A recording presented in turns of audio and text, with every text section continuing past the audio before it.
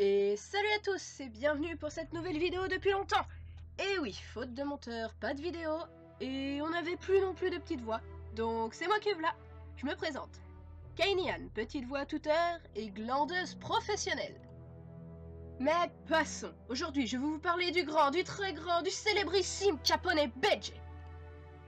Alors, Beige est l'un des 11 supernovas, et sûrement l'un des plus malins. Et oui, au défaut de ne pas pouvoir faire un dunk en raison de sa taille, il en a dans le ciboulot, le petit pépère. Sa prime est de 300 millions de berries. C'est pas mal pour un supernova.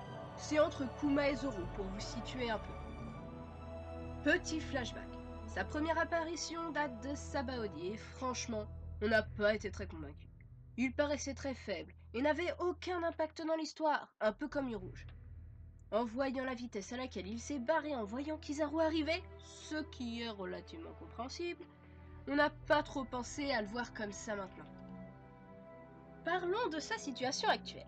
Il s'est allié à Big Mom peu après son arrivée dans le Nouveau Monde pour éviter de se faire délicatement défoncer. Il a donc épousé la jumelle de Laura, Charlotte Chiffon. Il est aussi papa d'un petit bébé mafieux qui fume déjà le cigare et qui se nomme Capone Pets. Oui, ils ont tous des noms de merde dans cette famille.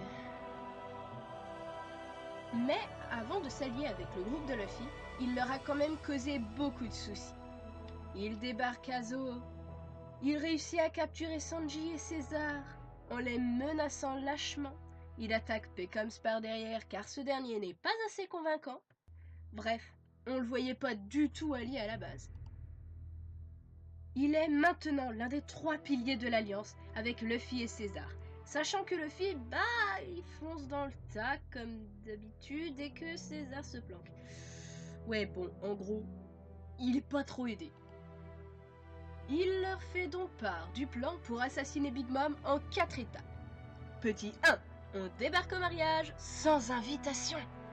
Petit 2, on déchire la photo souvenir de Caramel.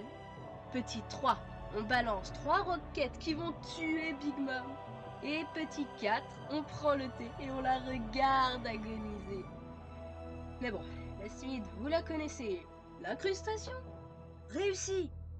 La photo de Caramel déchirée, réussi. Mais, Big Mom elle est plus forte que prévu.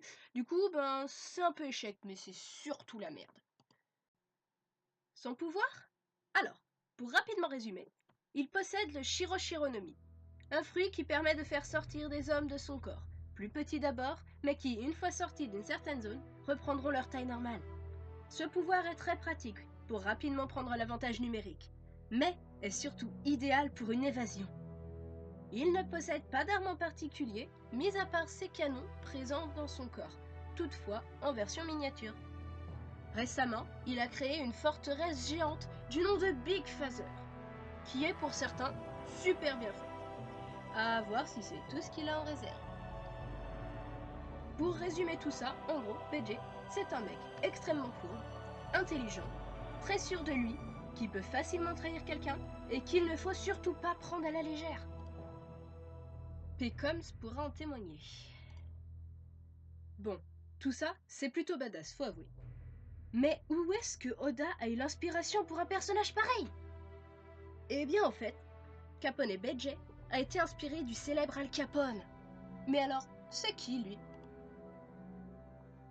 Eh bien d'après Wikipédia, Alphonse Gabriel Capone est né à Brooklyn le 17 janvier 1889 dans une famille napolitaine.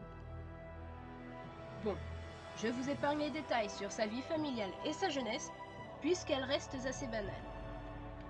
Il est le 4e enfant d'une fratrie de 9 frères et sœurs. On applaudit le courage de sa mère. Et certains d'entre eux le suivront dans sa carrière de gangster. Fait notable, alors qu'il semblait studieux, il est renvoyé de son école à l'âge de 14 ans pour avoir frappé un professeur. C'est à cette période qu'il rencontrera son mentor, Johnny Torrio, pour qui il a accompli divers petits boulots les années suivantes. Al enchaînera les petits jobs par-ci par-là. D'ailleurs, il a même été contenté par un poste de comptable afin d'avoir un travail respectable. Oui, Al Capone a été comptable. Bon, là, le mythe, il s'effondre un peu quand même. C'est seulement après la mort de son père en 1920 qu'il commencera véritablement à plonger dans le crime. Il gravit alors les échelons jusqu'en 1925, l'année de son apogée. À ce moment-là, c'est presque toute la ville de Chicago qui est à sa botte. Ses activités touchaient essentiellement le trafic d'alcool, la prostitution, la fête et les jeux. C'était donc un véritable baron du vice. Malheureusement pour lui, sa carrière de mafieux prend fin le 5 juin 1931, alors qu'il est inculpé pour fraude fiscale et quelques autres 21 chefs d'accusation. Elle se mange donc 17 ans de prison dans les dents, dont 11 ans fermes. 17 ans de tôle pour seulement 6 années de succès, c'est pas vraiment le bon plan. Quoi qu'il en soit, il sera emprisonné à Alcatraz, puis transféré dans d'autres prisons. Alors, voilà qui est fait pour la vie d'Al Capone, en très bref. Je peux commencer à vous parler de BJ. Vous serez peut-être surpris ou pas, mais Alphonse et BJ sont relativement différents.